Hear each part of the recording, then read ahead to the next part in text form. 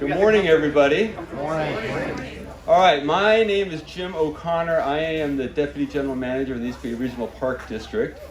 I want to welcome all of you here and thank you so much for braving this cold February morning to be here. Obviously, trails are a big deal. All of you took your time, and I really appreciate that to come out here and talk about trails.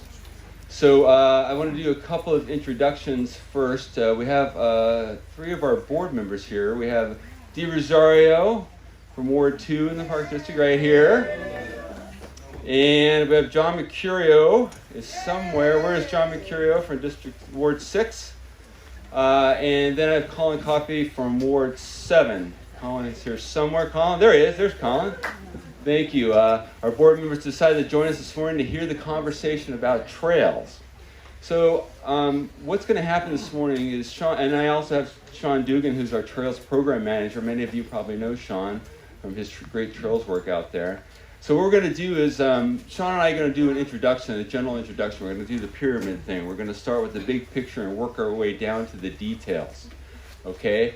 Sean and I are going to focus on two questions. One is, why is the district undertaking this, what we're calling the Briones Pilot Project? And what do we hope to get out of doing this project? So we're going to start with that. Then the format we're going to, if the weather cooperates, and the staff are freaking out over here, I know they are, our intention was to do a small group exercise after we do our introductory comments, because that gives a chance for people to really ask some questions and dive into the details. So the details on the pilot project will occur in those small group exercises, and then we'll regroup again, take some general questions, and then we have a lot of staff here, as you can see, and we're going to hang out and do kind of an open house format and talk with everybody, get to know everybody, and answer any additional questions, because I know some people don't like to speak in groups, and that's okay. So we'll hang out for a little while if people want to intercept us and talk about what's going on, talk about trail issues. So I'm going to start with the big picture, everybody. So I'm going to read this, make sure I get this right, because I got a lot of people in front of me. So I'm going to start with the mission of the East Bay Regional Park District. And why am I going to start with that? Because that defines who we are as a public agency and what we do, okay, and what we're focused on. So I'm just going to read this to everybody. A lot of you know this, but I'm going to read it anyway. The East Bay Regional Park District preserves a rich heritage of natural and cultural resources. It provides open space, parks, trails, safe and healthful recreation, and environmental education. An environmental ethic guides us in all that we do. That is our public mission. And if you notice, that public mission has a paradox. On the one hand, we're charged with providing access for recreation, and I really believe in access, because I believe when people come out to our parks, they get that connection, and when you love something like that, you protect it. So access is important. On the other side of that equation is we're charged with protecting the natural resources in these parks in perpetuity for future generations. So it's a big challenge, everybody, for us to find that balance where we provide that access and we preserve these parks for future generations. Because let's face it, everybody, if these parks were old landfills just opened up with just trails on them, would that appeal to you? You come here because they're beautiful. And they're quiet, and you have time in nature, right? That's a big part of it. So we have to find a way to find that balance. So let me see, checking my notes here, just hang on a second. So it's a big challenge, and we can't do that alone. Joe Miller and his staff here at Briones, they have a 6,000 acre park. There's 7 staff to manage 6,000 acres, and that's pretty common in regional parks to have what we call minimal staffing like that. So we actually need the cooperation of you, the public, the trail users, to manage these parks. Simply following the rules that have been established, staying on trails, those are the things that help us preserve these places. That's super important. So we just can't do it alone. And I'm just telling, and of course we love does anybody volunteer in Park District here? All right, I know there's a few of you out there, I know. So we appreciate volunteers, but just the general public, we need you to cooperate with us. That's super important, because that's a challenging mission that we have. And we want to keep these places open for your kids, your grandkids, and beyond. So let me move on. So let's talk about what's going on, talk about what's happening in trails. And it's not unique to the Park District. This is happening nationally. And I know I have a pretty strong network within the parks in the Bay Area here, and we're all dealing with some of the similar things. Any of you who have lived in the East Bay for quite a while, you've seen what's been happening. Trails are becoming more and more crowded. Some of that is because generally the population is increasing in the Bay Area, right? Another factor that's interesting is I've been in this business for 40 years. And for the last 30 years, we've been engaged with the public health agencies in trying to get people outside, to get out involved in outdoor recreation for both the physical and mental health aspects of being outside in parks. And we've been working with public health to try and fight obesity and all the illnesses related to that. And guess what? Everybody listened to us. They're all out there now. And that's a good thing. It's a great thing that people are out enjoying these parks and learning about and discovering or rediscovering in a lot of cases outdoor recreation. That's a great thing. But it's a challenging thing because now if we have more and more people out there, what's happening is we're having conflict. And some of that conflict is real and some of it's perceived. A lot of it has to do with a new user group called mountain bikes. They're out there. And I say new, 30 years new. I knew somebody was going to say that. I was ready for that question. But relatively new. And so the big question we have is how can we share trails, right? That's a big problem we have. So we have a lot of crowding, congestion. We have conflict, both real and perceived. The other side of that is what's happening also is we're starting to see damage in parks. A lot of that damage is what we call bootleg trails. So those are illegally built without permission by users out in our parks. And that's a huge issue, everybody. And let me talk about that for a minute. And one thing I want to talk about, I want to give you some perspective. It's always good to know your audience and you to know me. So I've been in this business 40 years. I was a park ranger in the field for years. And I was a mountain biker for years, for over 30 years. My son raced mountain bikes, so I have that perspective. I always try to be open about that. I'm a big recreational access person, whether it's hiking or equestrians or bikers. So I'm big on that. I think it's important to advocacy for parks. But on the other hand of that, we have to protect these places. And these bootleg trails, the problem with them is that, one, they're not built to any kind of trail standard. So they're very erosive. They often fall straight down the fall line, a lot of them. They're often in watersheds. So we have a lot of challenges with the road. They're very erosive. So a lot of siltation into creeks. The biggest problem that's happening here is that these trails are often bifurcate or fracture contiguous habitat areas in parks. So when we design parks, right, we do a blank sheet exercise, the first layer that we look at is natural resources. We try to practice avoidance. So we design a trail system to try and avoid impacts to resources. Because when we do have impacts, we have to mitigate those impacts, and that's challenging. And part of the reason that it's so slow to expand trails and open new parks is because we have to take care of that. We have a legal obligation under Endangered Species Act, right? So what happens with these illegal trails is they're going straight through. We have these giant habitat spaces, and these trails are going right through that, and they're fracturing those areas. So why is that important? Well, a lot of times they're going right through endangered species areas. We have some very rare endangered plants up in here. We found one of these bootlegs went right through that area. So, and the problem is that those are refuge areas for wildlife, right? Think about it. You have all these people on these trail systems. Wildlife need a place of refuge, both for foraging, getting away from human activity, shelter, and these trails are being built right through those areas. So it's kind of undermining our planning efforts when we design a park or build trail systems. These are fracturing those habitat areas. And let me tell you, let's give you an example. One of the reasons we're doing this project here in Briones is because we have a wide-ranging mixture of uses here. And in 2016, we had an intern come, Daniel LaFlash, and we sent Daniel out with a GPS unit. We said, Daniel, go out and find all the bootleg trails out here in the park. Well, at that time in 2016, he found over 18 miles of bootleg trails here in the park. Last year, because we were doing the work building up to this project, we did another survey, and we have more than 31 miles of bootleg trails. And this problem, Well, I'm not going to agree with that. So, everybody listen. There'll be lots of. Hang on. We don't want to go there. Everybody has a right to an opinion, okay? We're going to have lots of time for people to give their opinion. Let's be civil, everybody, okay?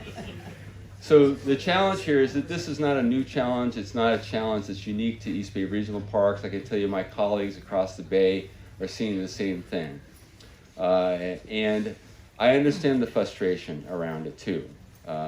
People want new trails. Every trail user has their own idea of what is their ideal trail experience, right? A lot of people come here for quiet time in nature. Questions come out here to be out there, practice their horsemanship, be out there with other people. People come out with friends and family, right? Bikers come here to test their skills, right? That's their idea of a great ride. Get out there. I used to ride really early in the morning. I would get out, see lots of wildlife, be able to do my thing, get off the trails before anybody else was out there when I used to ride. So we have this challenge, is we have increasing numbers of people on trails and we're having damage. And so how do we meet trail demand but protect these parks? And when we look at this, there's two ways to manage that problem. One is add trails, right?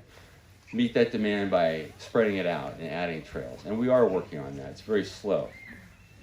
The other side of that is how do we all get along on trails, in the existing trails? Because quite frankly, in existing parks, there's going to be very little opportunity to add new trails, especially these parks along our urban interface along the Oakland and Berkeley Hills, right? So we're going to try and find out how can we share trails. And part of what the Briones Project is about is looking at that, how do we share trails and get along? It's not about that development side of the solution. It's really about how do we get along and find ways to share the trails that exist. Because we've got increasing crowding on a finite number of trails. We have to find a way for all of us to enjoy those trails and get along and be safe on those trails. So that's what the Briones Project is. We're going to try and look at some strategies about how we can share these trails. And I'm going to pass it off to Sean. Sean's going to talk a little bit more about that, about how the project evolved, talk a little bit about the strategies we're going to explore. This is an experiment, the pilot. It's 2 years long. And then what we're going to do is we're going to break out into tables, and we have staff that have been working on this project, and we have maps. We can show the map. We're going to show how those strategies translate into a map on the ground, and you're going to get to answer all your questions about how that project is going to work. And then we're going to regroup back here, and we'll take some general questions. Okay, so I'm going to pass it off to Sean. Thank you. Thanks, Jim, and thanks everyone for coming out. I know it's cold, it's rainy. My name is Sean Dugan. I'm the Trails Program Manager. My role here at the Park District is to design and construct paved and unpaved trails inside and outside of our parks. And as you can hear already from this group, we get to hear from all sides of this issue. And as you know, and I've heard some comments too in my discussions, that we haven't really been successful at building a lot of new trails in our parks, have we? Well, there's a lot of restrictions to that. There's a lot of hoops we have to jump through. We have to look at the environment. We have to hear from everyone about how to do that. We have to challenging permitting climate and the CEQA environment, et cetera, et cetera. It's difficult to build new trails, and we try to do it right. We have to do it by the book. And so it is a problem to have bootleg trails out there. I can tell you that only love hurts like this, okay? This is what I've been trying to do for 17 years here. And I think that I'm hoping that today when I describe what we're trying to do in this pilot zone, that you'll get a glimmer of hope that the Park District's finally really taking a look at this and trying to address this issue on the ground. So how do we get here? I will say that I've never seen in my 17 years the board's willingness to be as inquisitive and curious about this issue and to actually do something about it. And so in 2019, we had a trails workshop where we talked about sustainable design and construction of trails, but we also talked about bootleg trails, and we talked about trail conflict. That was, and then in 2020, out of that workshop was born the Trail User Working Group, which is about 30 individuals from hikers, equestrians, bikers, conservationists, other agencies, accessibility, people with accessibility issues, etc. And we talked about for over a year about all the trail issues that we could in an attempt to gain some understanding about other people's perspectives and bring people together to try to understand how we can share our parks. We have a lot of land. We have a supply and demand issue with trails. That was one of the main things. So some of the things that we talked about were predictability on the trails. Who's on them? When are they there? What am I going to encounter on the trails? Alternative management strategies, directionality, one-way trails, staggered days of use. Why doesn't the park district employ some of those strategies?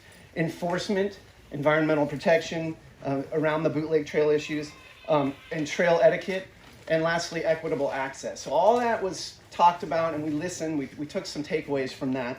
And I'll say that current efforts moving forward will lead to a trail strategic plan, as sort of how the park district addresses trails on 3 different levels: development, maintenance, and management.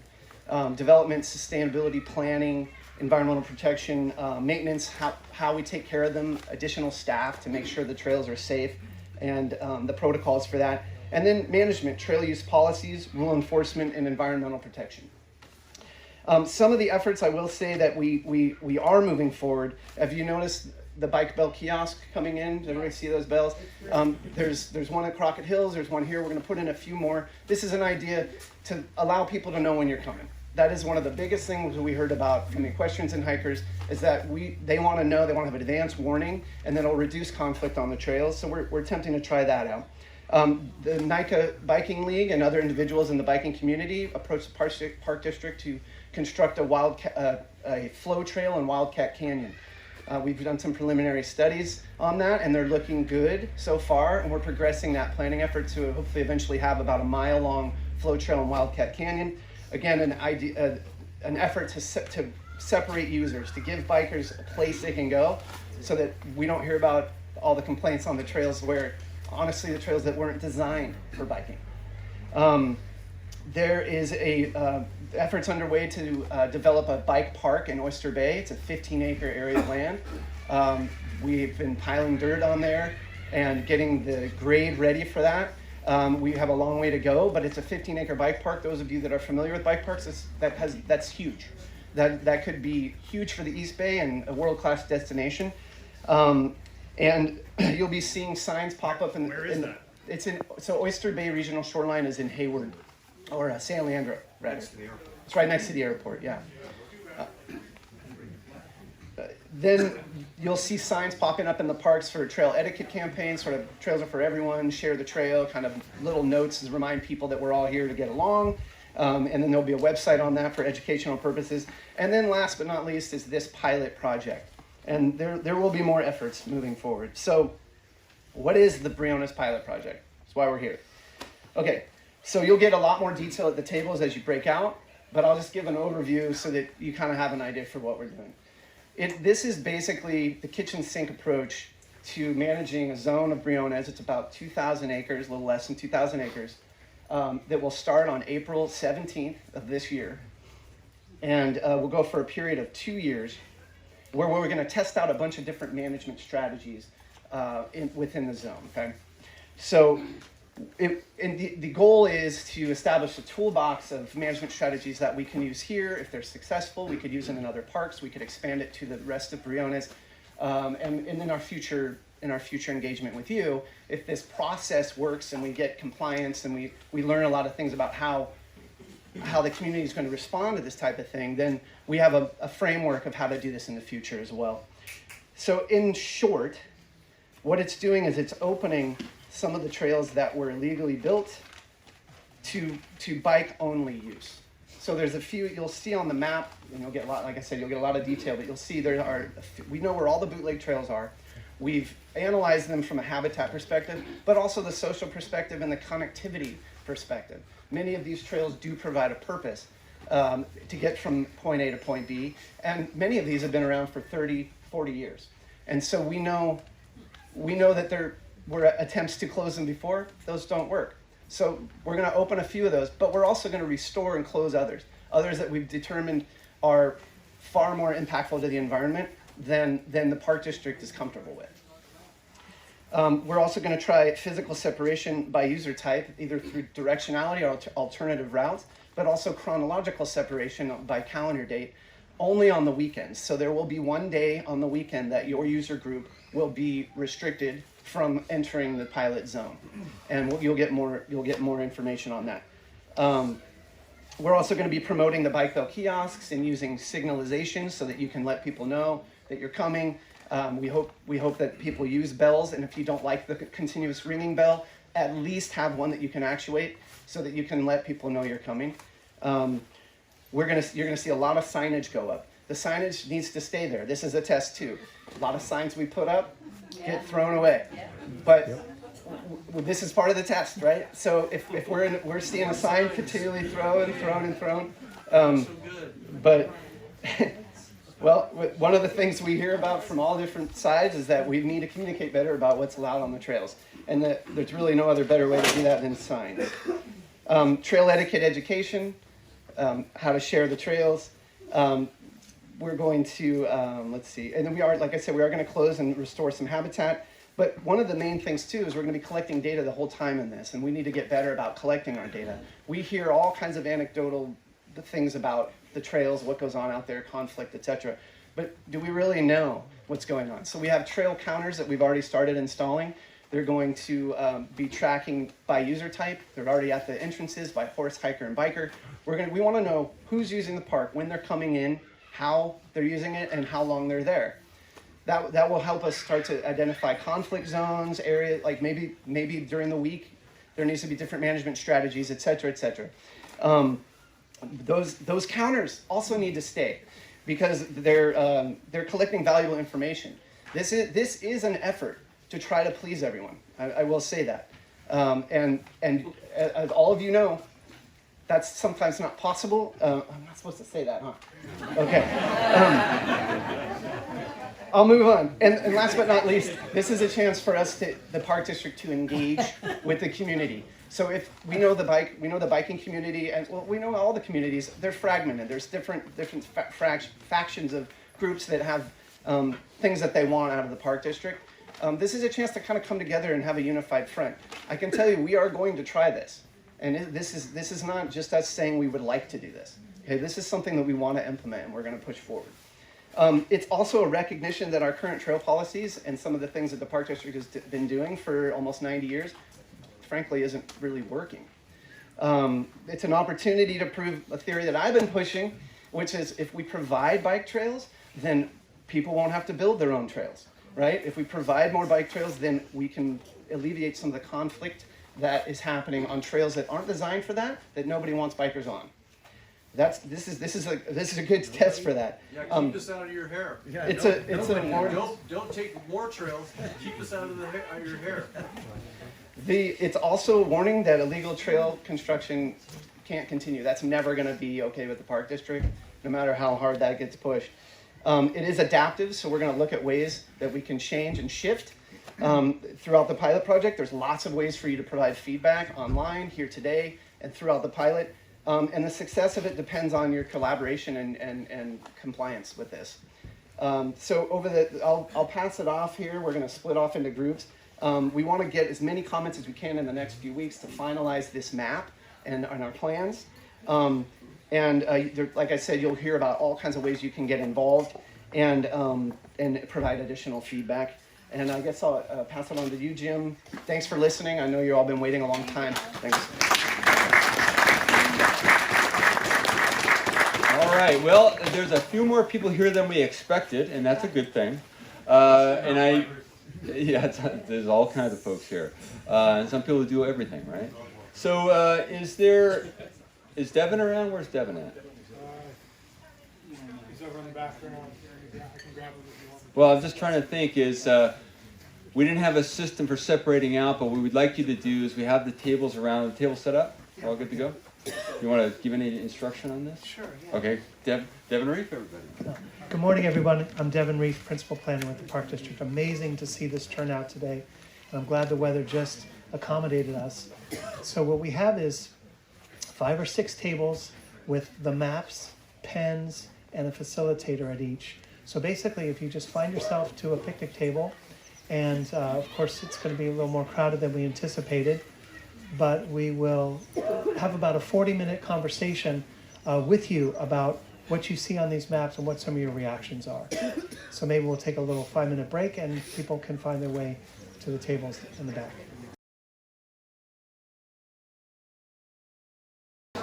All right. Still trying. Man, it's like herding cats. Yeah. There we go. That's what we need. I never learned how to do that whistle thing. All right, come on, everybody.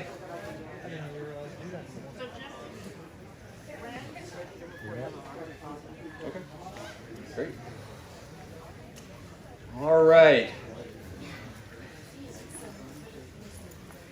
So everybody, if nothing comes out of today, it's a great conversation. All the different trail users are talking, sharing their opinions, sharing some ideas, and if anything, that's a great thing because that's what we need. Sharing perspectives. That's a great thing, and I've seen it work before, and I'm so glad that we're doing that. Just wandering around, listening to people talking and sharing opinions. Everybody was being civil. I appreciate that, even though I know there's a lot of passion out there in the trail community, some frustration. But you know what? If we don't talk with each other, you're never going to get past that. We're never going to find ways around it. So I appreciate that. So what we want to do now is we want to have the various groups do a quick report out on maybe the major themes of discussion and comments that were done at their various tables. So just hear a little bit of that, and then we'll take a few general questions, and then staff will hang out. If you want to continue to talk, whatever you want to do, we'll be here for a little while longer. Okay, so who we got first group? Anybody? Eddie? You want to take us away? Yeah. You're first up. Hello, I'm Grant Edminster. I'm a cyclist with CCC Junior Mountain Bike Racing, and our table discussed a number of problems, but we didn't really find a lot of solutions, to be perfectly honest. But overall, we thought the plan so far was pretty good, but it didn't address a couple of issues. Number one, there was a trail, Pine Ridge, that had a gate. So if you were to try to get around the, what's called the, not restoration zone, the project zone, when you're not allowed to be there. Say you're a cyclist and it's an odd day or whatever, and you're not allowed to go into the restoration zone, you would have to go all the way around on Old Briones Road and a few other trails. And if you tried to get back into the main park, there is a gate which is locked. It is always locked and you can't get through there. The equestrians had the same issue, where they could not get their horses through this locked gate that is quite literally welded shut. This makes it very, very difficult to get into your park, especially if you live over here and you want to get to the other side of the park so you can ride your bike or ride your horse on that day when you might not otherwise be allowed in this project zone.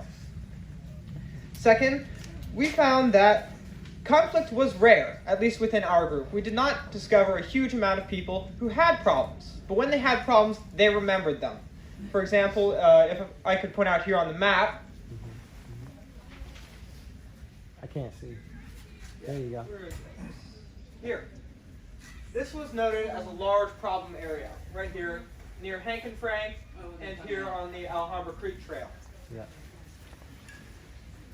This is because this is a very high contact area, as I called it, because there are three types of people who are all interacting at once. Number one, you have the green pedestrian trail.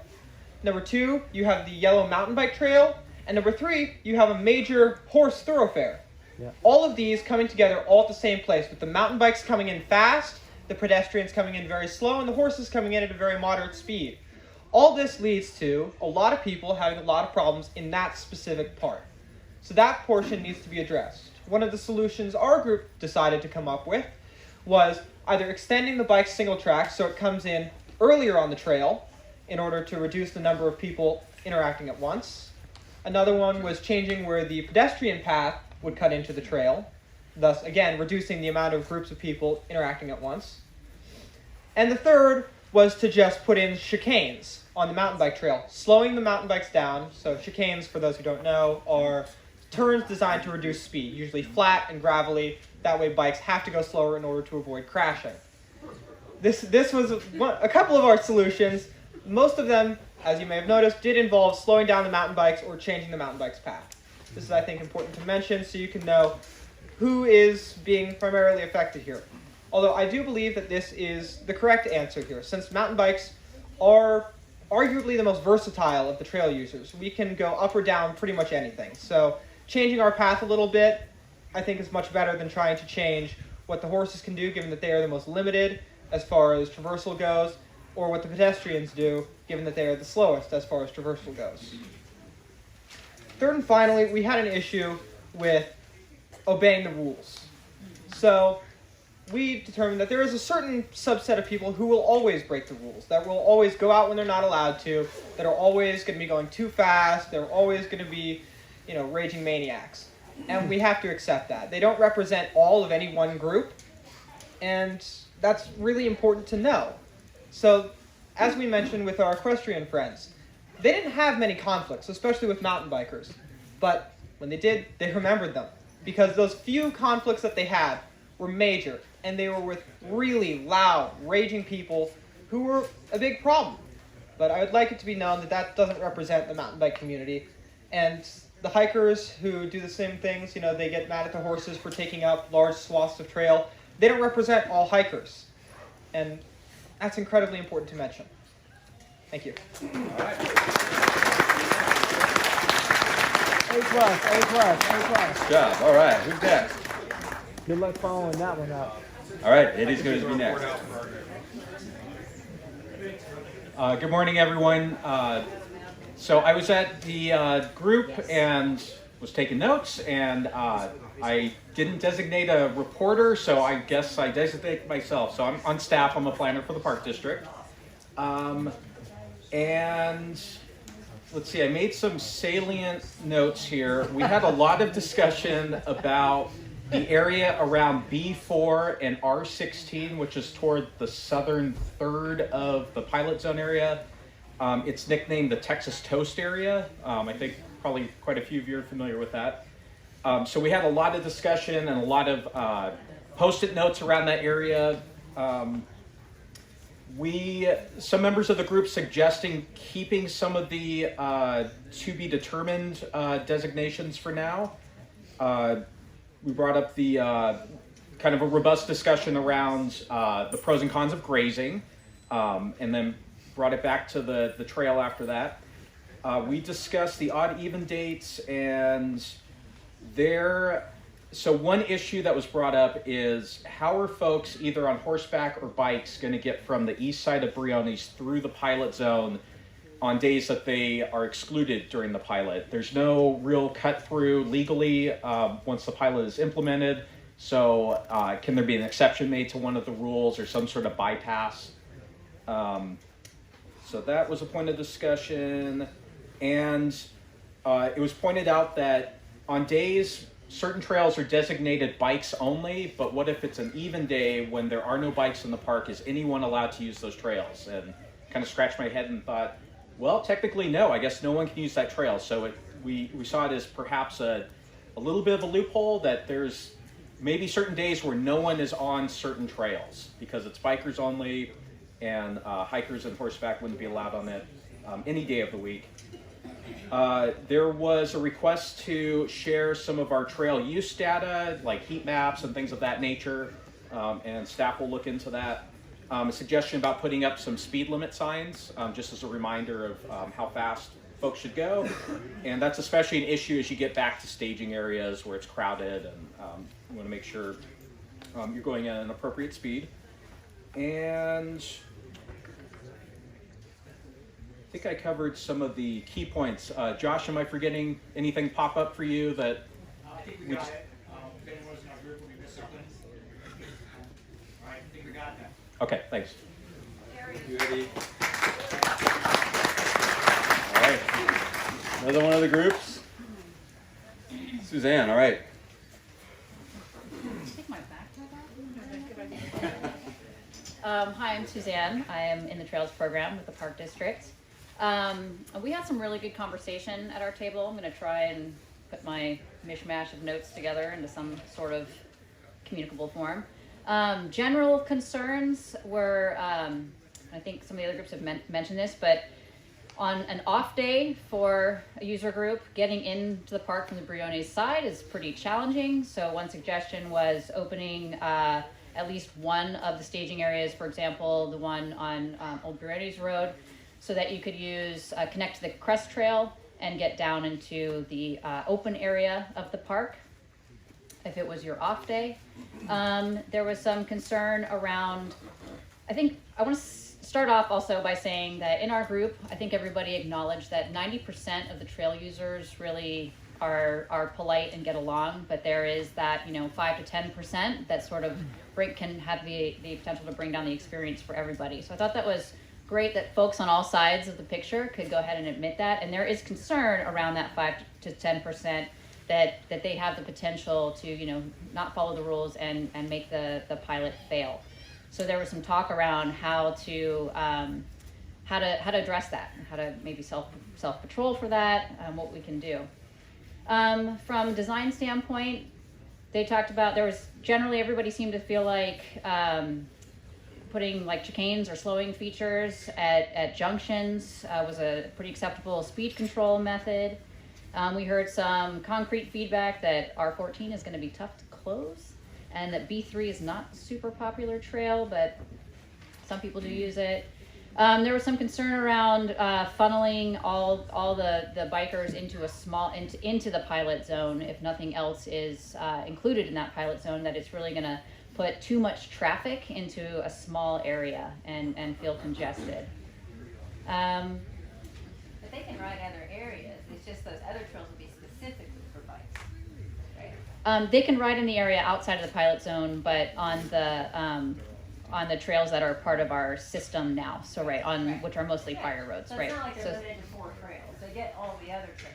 No, those are still deemed illegal. The only available single track would be within this zone. Right, exactly. Right. The single track that people want to ride would be in the zone. So it's putting a lot of folks on a small amount of single track. Yeah. As far as community and communication, people requested that the barns need to make sure that the barns need notification, especially the 5 that are right near the park. That it might be a good idea to add the trails with temporary access to forums like Trail Forks and other social media groups, or just the pilot project in general. People seem to understand the importance of letting the trails that end up being designated for restoration to leave those alone. There was a question if we could designate an area where trail builders can work with park staff to construct trails that meet the experiences that folks are looking for on mountain bikes. Let's see. There was talk about getting the mountain bike teams involved with the education perspective and getting them involved with volunteering. And then there was a lot of discussion on signage as well, making sure that signage at the trailheads is very clear and big, and that there's signage at the other trailheads also. So if you're coming in from that side, you know what to expect when you hit the ridge, some signage along the ridge, letting people know what day it is, and anything that my group felt like that I miss. All right, I think that's what we got. Thank you.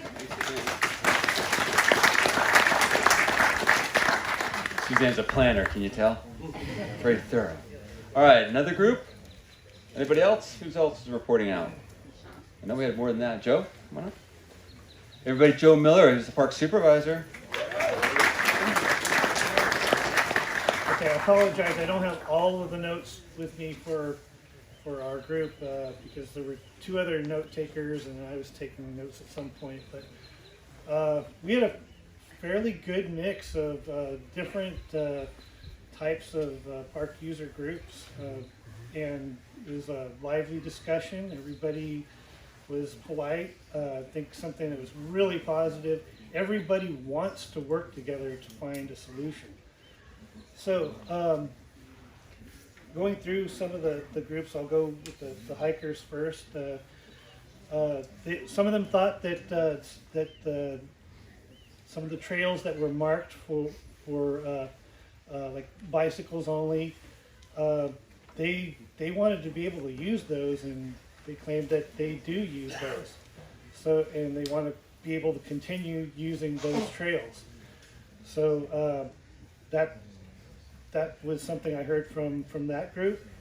One of the concerns for equestrians was that accessing from like Alhambra Creek was difficult or impossible on a day that they were not allowed to be in the zone.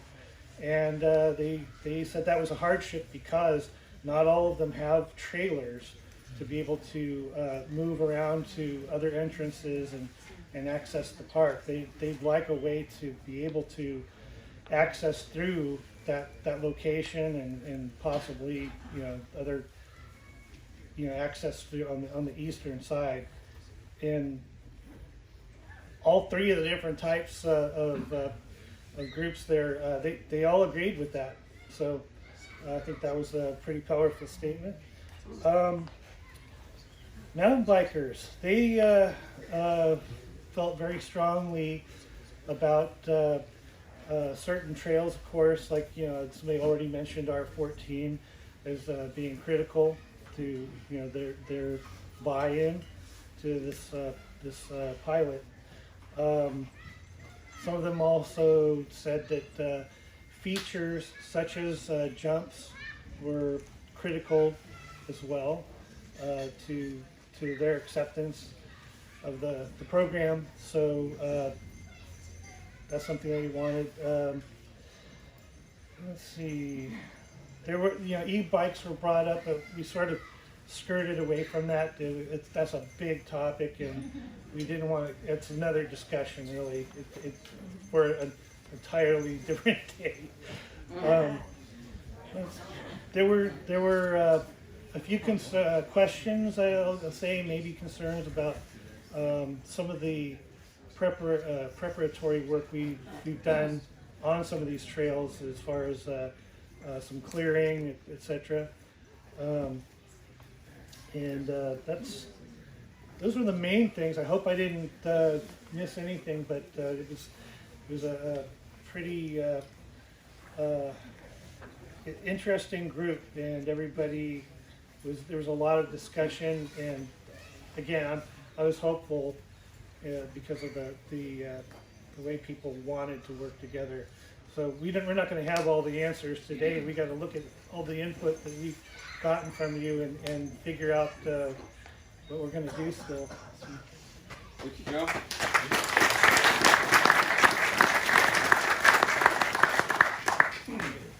Here's Mr. Dugan. There he is. Okay, Sean Dugan. Yeah, I did my best to take notes, but it was really just a great conversation. So I appreciate all your time and on our table. We got. I'll just go quick.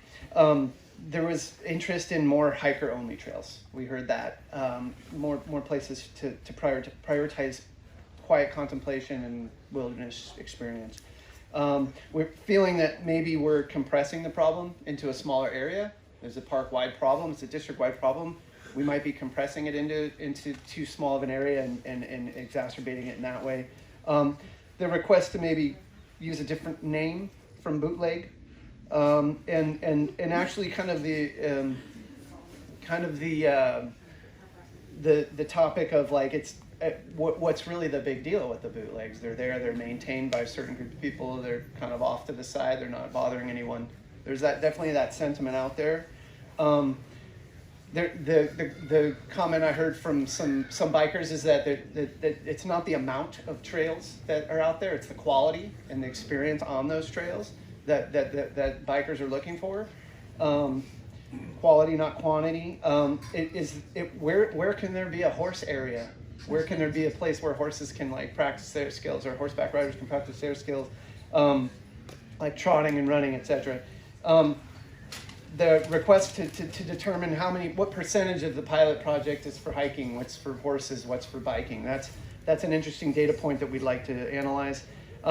Installing some game cameras, and I guess there's some game cameras with speakers out there, so if something is happening and you're witnessing it, someone can say, stop that. Yeah, 1984. Okay, and then a grace period while this is rolling out, having a grace period, but also that over time stricter fines and punishments for doing the things that the Park District is trying to stop. So anyway, thank you for listening. I know this was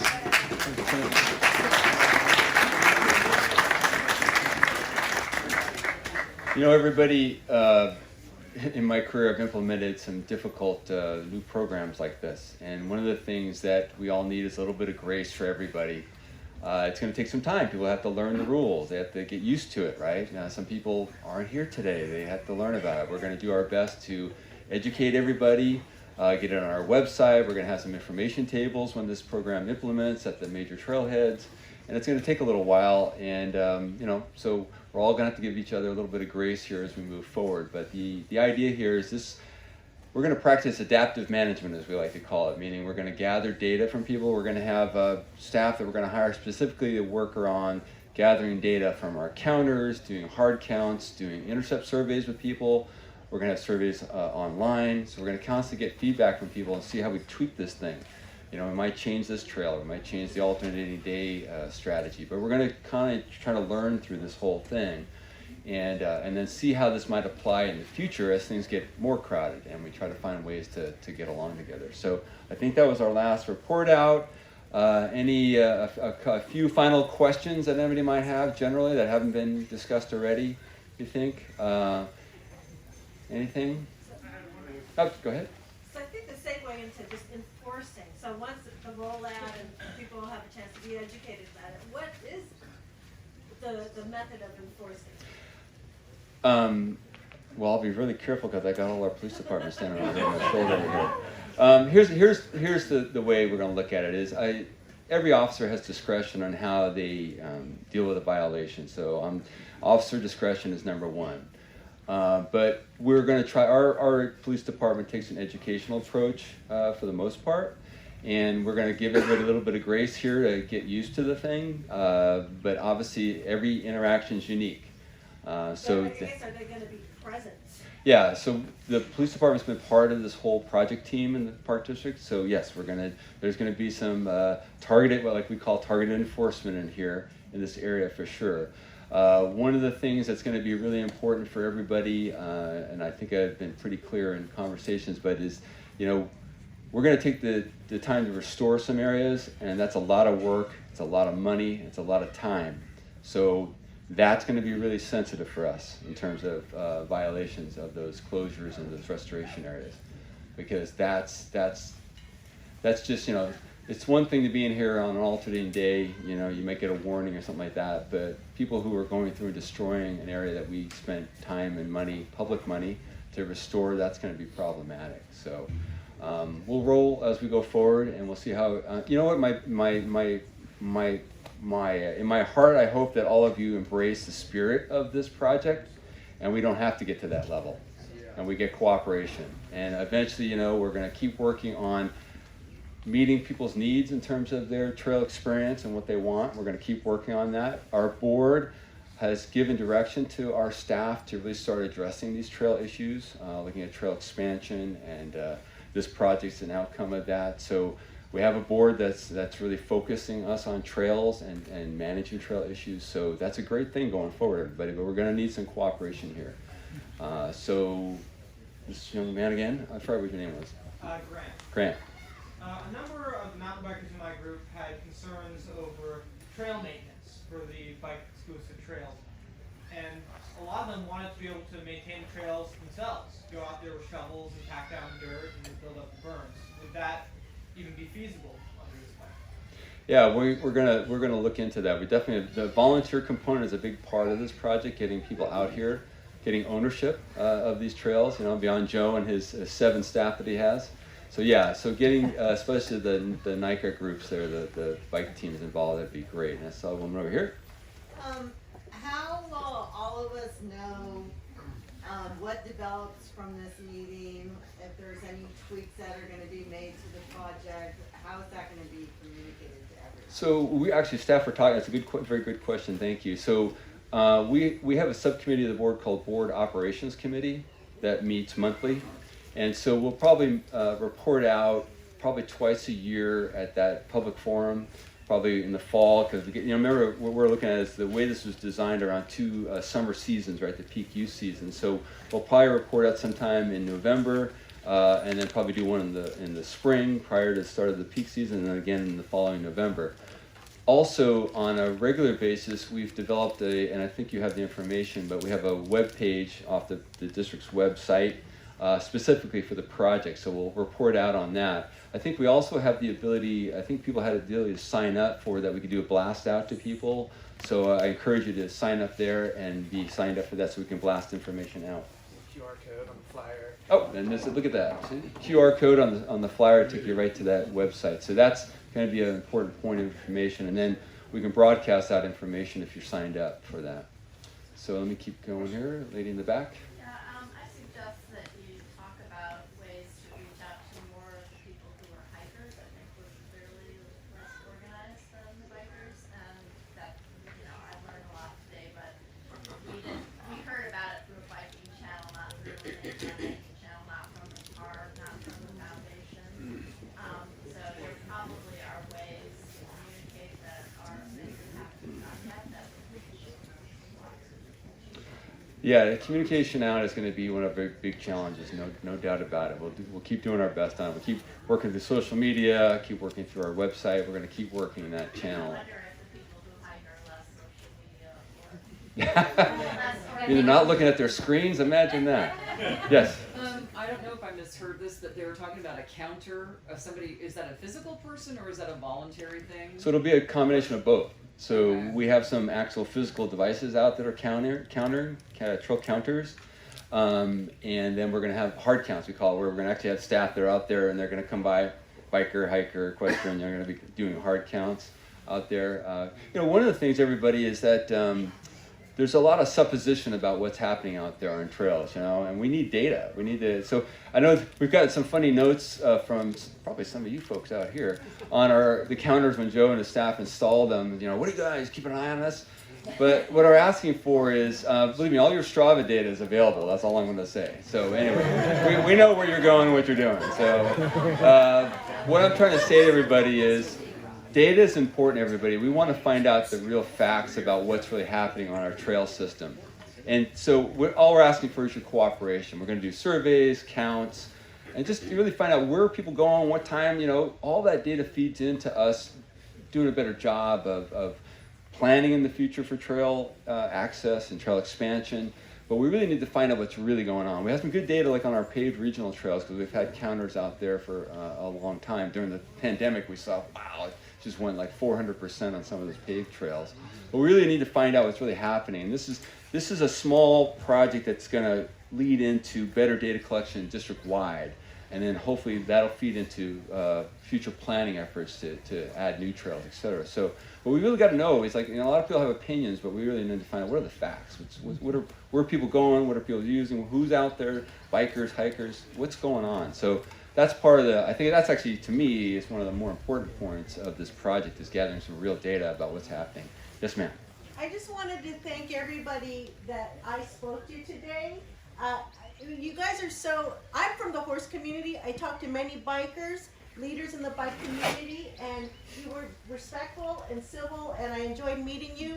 And I hope, Matt and I were talking about having you guys like wine? You guys want to get together? There we go. Because I really think that if we were more of a community that we could continue this. And I want to thank you guys for doing this. It was a really good way to hear from the community. Thank you. Yes, sir. Have you guys considered bringing in user group delegates to help and assist on that? I know you have a few individuals that are somewhat representative, but maybe grabbing 3 or 4 for each group that might to assist in communicating and things like that. On the website, there's a link if you want to volunteer. Sure. And so we're still kind of rolling this thing up, trying to figure out how we can use it. What I'd love to see, and what I've done actually in my past, I don't know if anybody rides down Elm and Quicksilver Park, and I was involved when we first opened it up to mountain bike use, and we worked cooperatively with the equestrians and the mountain bikers to do information tables. Yeah. And that's really helpful to actually have the various user types at those tables talking to those other users that are their same group, right? Or maybe monthly. Yeah, I would love to have people out there doing that. To the different groups as well. Yeah, so get on there, get your name to us, your whatever, your email to us, and email list. Yeah, so that'd be great. Is there a place to add comments on that site? offline comments to communicate back to you guys, like, hey, like this really isn't working. This Yeah. is working without like. And thanks to Mr. Dugan over here, what we did is we added a what we call a short survey. There's a link on the webpage. It was a follow-up today because we know some people don't like to speak in groups. So we actually added a short survey. It's only 3 questions. And I welcome all of you to get on there and throw your questions in on that too, in addition to the comments that we've recorded today. So, so there's opportunities to provide input. And don't forget, everybody, that this thing's supposed to be dynamic. I mean, we're going to collect information. If something's not working, we're going to try and tweak it a little bit. So we need a little bit of grace to move through that. So, and there's also an email that is the Briones Pilot Project, no spaces, at ebparks.org. And that will come directly to me and other planners on the team as this goes. So Briones Pilot Project at ebparks.org. All right. Okay. Mr. Vanderman. No, you just stand right there like everybody else. Just, right there is good. Just like everybody else did. Thank you. There's really no point in having a pilot project because. Can I have some quiet? Let's be civil, everybody, please. There's no reason to have a pilot project because we've already had a 40-year pilot project of allowing mountain biking, which is 20 times a 2-year pilot project. And during those 40 years, what we've had is, like just now, illegal mountain biking, just about 5 minutes ago, right behind the police, right next to the police. No response.